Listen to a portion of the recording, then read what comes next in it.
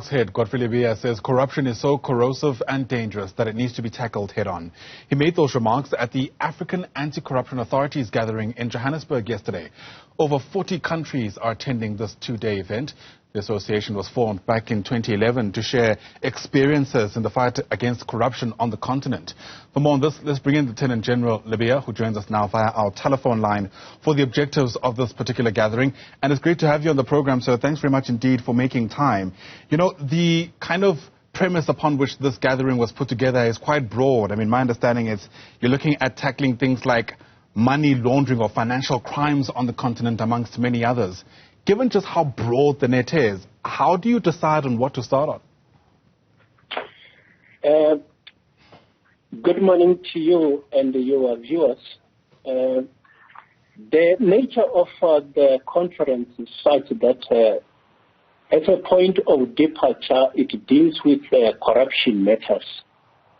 As you will appreciate, corruption is not only ending with corruption. You do corruption because there is another underlying crime that you are trying to achieve. So that is why, among others, you will see money laundering.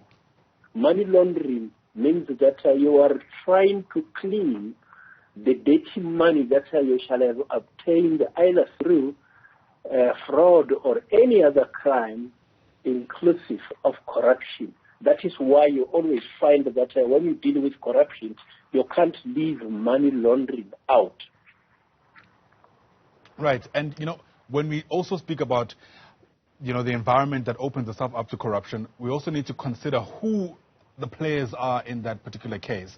Take us through who's attending this conference with that question in mind, because it's one thing to try and find out, for instance, how illicit money flows are carried out. It's another to pinpoint who's enabling that. Yeah, those who are attending this conference are obviously people involved in fighting crime in their respective countries. You have got more than 40 countries in Africa that were invited. You also had the participants from outside the continent. So in various areas, you have got a variety of people that are involved in corruption. It can't only be those who are maybe involved in drug-related crimes. You also have got others who will be involved in things like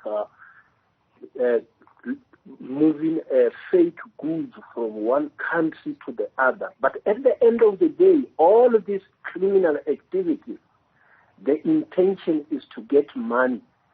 And when you've got money, then you need to clean it so that when you use that money, people may believe that you have legitimately acquired the money. So corruption, I think that nobody can be excluded when we deal with corruption. We look at the crime, and thereafter we say who is perpetrating this type of crime. So it can be at any level. So the serious one that we normally look at is those that are targeting public purse.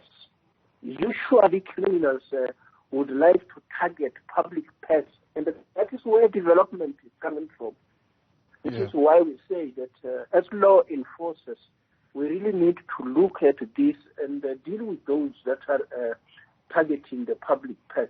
We gave as an example in the meeting that in South Africa, with the arrangements that we have, the National Priority Operational Committee, we have got a fusion center which is situated at the Financial Intelligence Center. During the COVID-19 era, the resources that were made available by the government to fight COVID-19, some individuals tried to help themselves, and indeed others made with some money. So we were indicating how collaboration can assist in dealing with those type of offenses. So from the South African side, as you know, 19 departments inclusive of organizations are involved in the National Priority Crime Operational Committee. Among others, it focuses on corruption. Yeah. General Lebeya, how are you measuring the success of this conference?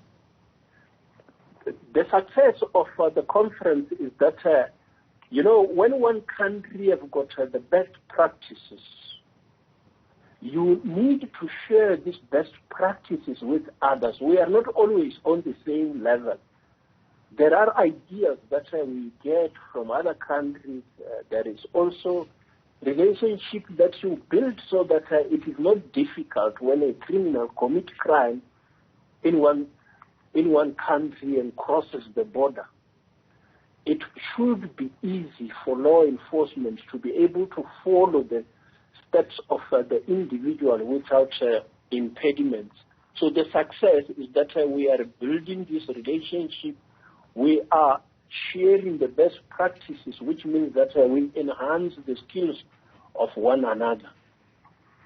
All right, Lieutenant General Godfrey Lebeya, thanks very much indeed for speaking to us. That's the time we have this Tuesday morning.